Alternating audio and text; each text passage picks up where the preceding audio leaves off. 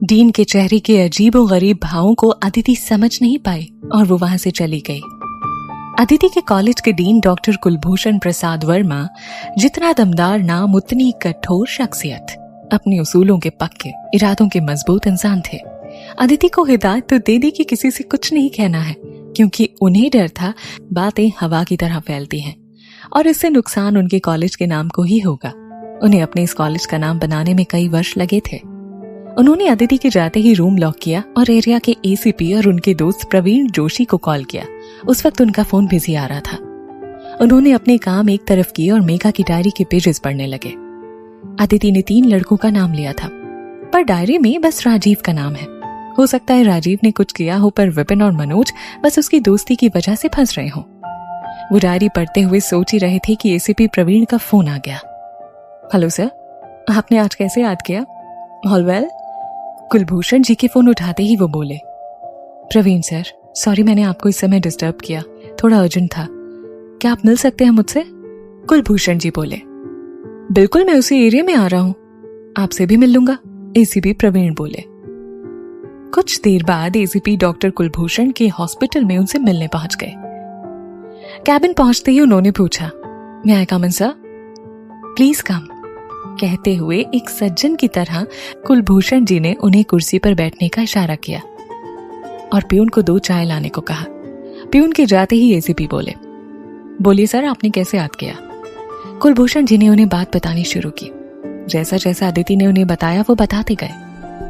पूरा मामला समझने के बाद वो बोले, सर मैं ये नहीं जानता क्या सही है क्या गलत, पर मैं आपसे ये रिक्वेस्ट करता हूं, जो भी आज इन्वेस्टिगेशन करे इस चीज का ध्यान रखे कि कॉलेज का नाम खराब ना हो।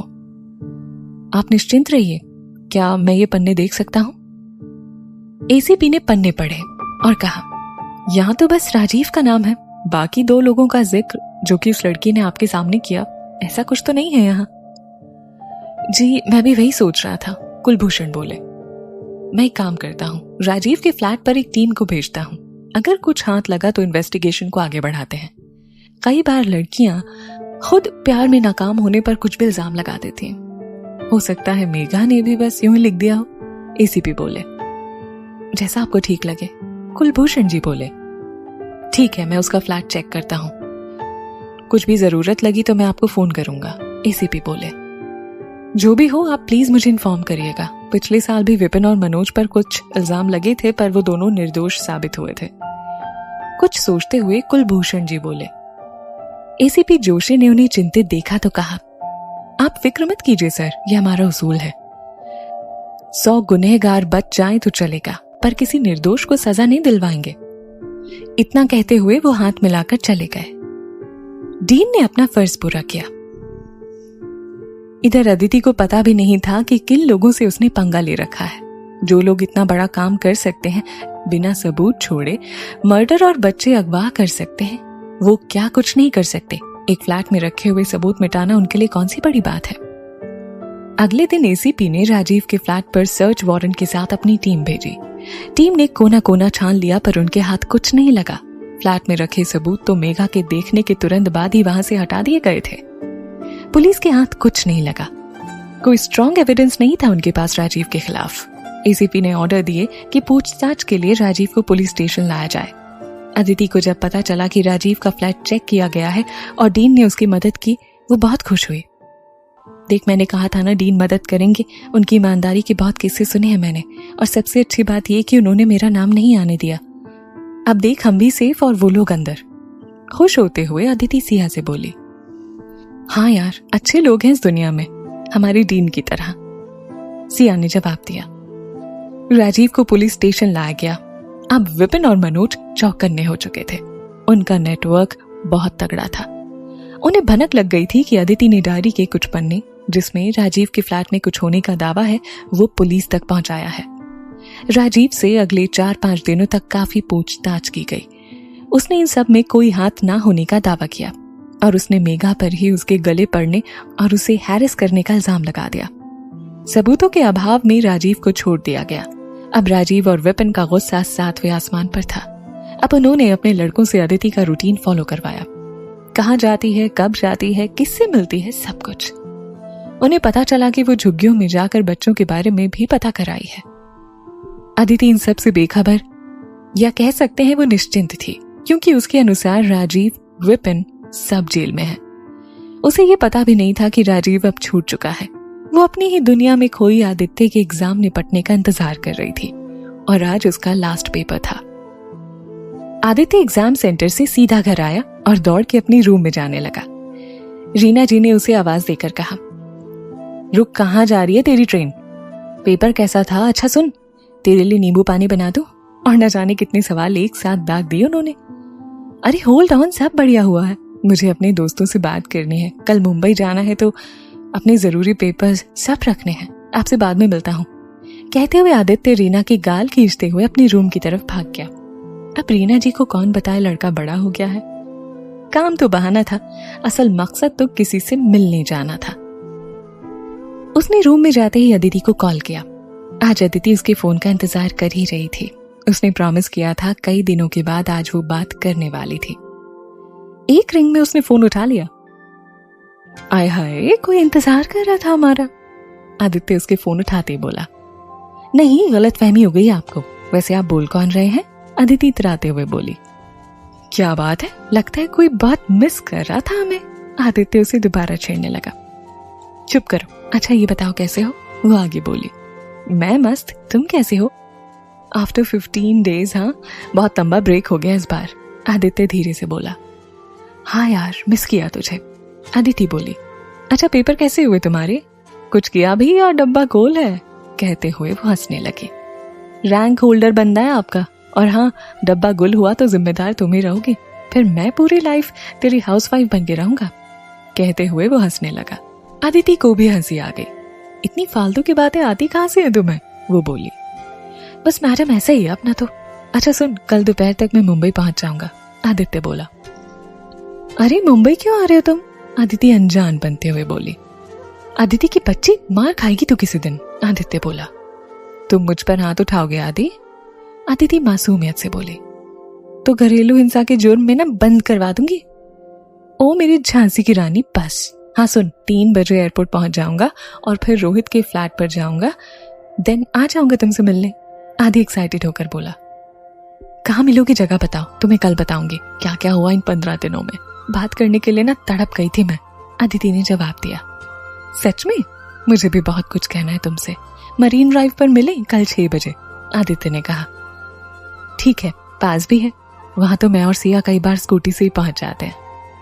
आदि जल्दी से आ जाओ, अब तो ये दिन भी नहीं निकल रहा। अदिति बोली। हाँ यार, अजीब सा फील हो रहा है। तुम्हें पहचानूंगा कैसे? एकदम ख्वाब जैसा लग रहा है। आदित्य बोला। अच्छा अपनी ड्रेस का कलर ही बता दे जो कल पहनने वाली है। पता चला किसी और को अदिति समझ लिया तो जूते पड़ेंगे। बस दोनों का ना रुकने वाला बातों का सिलसिला शुरू हो गया। क्या पहनना है, कब मिलना है, कहाँ मिलना है, सब कुछ तय होने लगा। वो बातें कर ही रही थी कि सिन्हा जी घर लौटे। उन्होंने आदि को आवाज लगाई। सुन, अभी रखता हूँ, मैं तुझे कल सुबह फोन करता हूँ निकलने से पहले। वो बोला। हाँ ठीक है, बाय। अदिति बोली। सुन, आई लव यू, कल टाइम पर आ जाना, अब इंतजार नहीं होगा मुझसे। आदित्य बोला। आई लव यू टू आदि, इंतजार मुझसे भी नहीं हो रहा, कल मिलती हूँ शाम 6 बजे। वो बोली। नहीं, आधा पौना घंटा पहले आ सके तो आ जाना, मैं भी कोशिश करूंगा। आदित्य की बेकरारी झलक रही थी। पागल, जाओ, अंकल बुला रहे हैं ना। कहते हुए आदिति हंसने लगी। अब आदिति के पैर जमीन पर नहीं थे। अपनी पूरी अलमारी के कपड़े ट्राई कर लिए उसने। ये पहनूं या वो पहनूं, ऐसे हेयर स्टाइल बनाऊं या वैसे। बुरी तरह से सिया को पका चुकी थी वो। बहुत खुश थी आज अदिति, क्योंकि उसकी मुलाकात जल्द ही आदित्य से होने वाली है। जैसे तैसे वो रात गुजरी। अगले दिन अदिति ने कॉलेज जाने से पहले आदित्य को कॉल किया। आदित्य सो रहा था। रिंग आते ही उसने फोन उठाया। गुड मॉर्निंग, सब तैयारी हो गई? वो उसका फोन उठाते ही बोली। गुड मॉर्निंग, हाँ सब डन। तुम कॉलेज के लिए नहीं निकले अभी? आदित्य सोते हुए बोला। बस निकल ही रही हूँ। सुनो, शाम को 4-5 बजे फ्री हो जाऊंगी, तब बात करती हूँ। आप फोन नहीं कर पाऊंगी, तुम अच्छे से आना, एकदम सेफली। आदिति ने कहा। हाँ बिल्कुल, जल्दी से मिलता हूँ। आदि बोला। Happy journey and bye. कहते हुए उसने फोन रख दिया। आदित्य उठा, फ्रेश होकर अपना नाश्ता किया और निकल गया एयरपोर्ट के लिए। वहां से उसने फ्लाइट ली और पहुंच गया मुंबई। मुंबई पर एयरपोर्ट से बाहर निकलकर उसने टैक्सी ली और रोहित के पास पहुंच गया। रोहित उसका कॉलेज का दोस्त था, अब मुंबई जॉब कर रहा था। फ्लैट पर पहुंचते ही रोहित ने उसका वेलकम किया। कम से कम कुछ तो काम निकाल के आया भाई तू मुंबई, रोहित ने उसे कहा। थोड़ी देर रुकने और बातें करने के बाद वो रेडी होने लगा। White T shirt, blue jeans, goggle, हाथ में घड़ी और स्प्रे मार के तैयार। रोहित ने देखा तो पूछा, इतना हीरो बन के कहां जा रहा है तू? अभी कुछ काम से मुझे जाना है, आदित्य रेडी होते हुए बोला। अभी तो आया है, कल काम करना, रोहित ने जवाब दिया। नहीं यार, कुछ पर्सनल है, मैं जाकर आता हूं, उसने जवाब दिया। रुक, बाइक ले जा, जल्दी पहुंच जाएगा, मैप लगा लेना। कहते हुए रोहित बाइक की चाबी ले आया और उसे दे दी। थैंक्स यार, कहते हुए वो निकल गया। आदित्य की खुशी का ठिकाना नहीं था। उसने बाइक उठाई, मैप लगाया और निकल पड़ा। इधर अदिति अपने आदि से मिलने को बेकरार थी। कॉलेज से आते ही वो भी तैयार होने लगी। पिंक कुर्ता, ब्लैक जीन्स, कानों में बूंदे, बालों में कर्ल, हाथों में ब्रेसलेट, हल्का सा लिप ग्लॉस, आंखों में काजल। मर जाएगा तुझे देखते ही, मिलना तो दूर, कितनी कातिल लग रही है यार तू, सिया उसे छेड़ते हुए बोली। चुप कर, कहते हुए वो हंसी। सिया ने जोर जोर से गाना शुरू कर दिया। आज उनसे मिलना है हमें, आज उनसे मिलना है हमें, तू ना मरेगी मेरे हाथ से, कहते हुए अदिति ने उसका मुंह बंद किया। मुझे भी ले चलना तेरे साथ, सिया उसके गले में हाथ डाल के बोली। सिया की बच्ची, नो कबाब में हड्डी आज, तुझे भी मिलवाऊंगी ना उससे जल्दी ही, चल भाई जल्दी लौट कर आऊंगी, वो बोली। अदिति निकलने ही वाली थी कि आदि का फोन आ गया। पहुंच गए तुम? जल्दबाजी में वो बोली। हाँ मैडम, जल्दी पहुंच जाऊंगा, आप निकल गई? आदित्य बाइक ड्राइव करते हुए बोला। तुम फोन रखोगे तब तो निकलूंगी ना, चलो अब लेट मत करो, जल्दी मिलती हूँ तुमसे, कहते हुए अदिति ने फोन रखा। आदित्य तय समय से पहले ही पहुंच गया और वहीं बाइक पर ही टिक कर अदिति का वेट करने लगा। वक्त गुजर रहा था, 6 बज गए, अदिति नहीं आई। 6:30 हुए, वो अब भी नहीं आई। उसने अदिति का नंबर ट्राई किया, वो बंद आ रहा था। अब घड़ी में 7, 8, 9, 10 पर अदिति वहां नहीं आई। 10, 20, 40 फोन कॉल्स कर चुका था वो, पर फोन बंद था उसका। आदित्य उसका इंतजार करता रहा। रात काली होती जा रही थी और आदि की आंखें गीली।